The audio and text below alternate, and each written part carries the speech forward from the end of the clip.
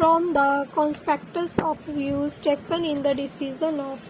different high courts noted above,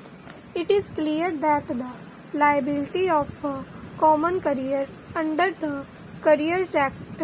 is that of an insurer. This position is made further clear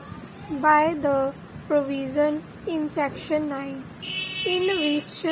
it is specially laid down that in a case of claim of damage or deterioration of goods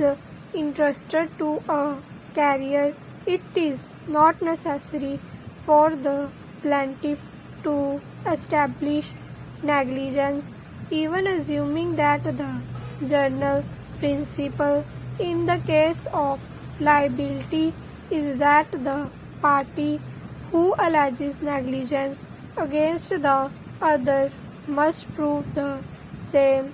The said principle has no application to a case covered under the Carriers Act. This is also the position notwithstanding a special contract between the parties. These principles have held the field over a considerable length of time and have been crystallized into a separate position of law. No good reason has been brought to our notice to persuade us to make a departure from the accepted position. Therefore, we reiterate the position of law noticed above. The consequential position that follows is that the contention learned senior counsel that the respondents herein having failed to establish negligence on the part of the appellant, their claim for damages should be rejected, cannot be accepted. The question that remains to be considered is whether the principles of law discussed in the preceding paragraph is applicable in a proceeding before the Consumer Dispute Redressal Agency, particularly the National Commission. In this regard, the contention of Shri Singh that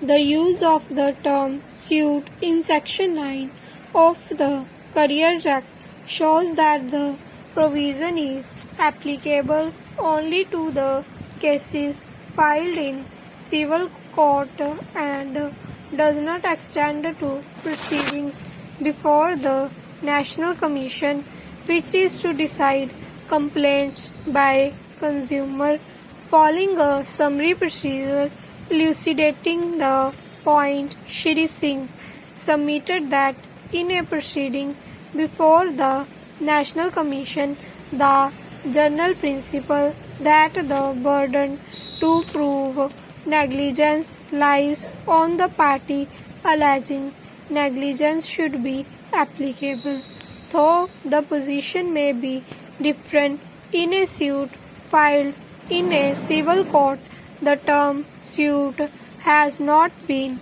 defined in the Carriers Act, nor is it provided in the said act that the term suit will have the same meaning as in the Civil Procedure Code. From the above, it is clear that the term suit is a generic term taking within its sweep all proceedings initiated by a party for realization of a right vested in him under law. The meaning of the term suit also depends on the context of its user, which in turn, amongst other things, depends on the act or the rule in which, if it is used. No doubt, the proceeding before a National Commission is ordinarily a summary proceeding, and in an appropriate case where the Commission feels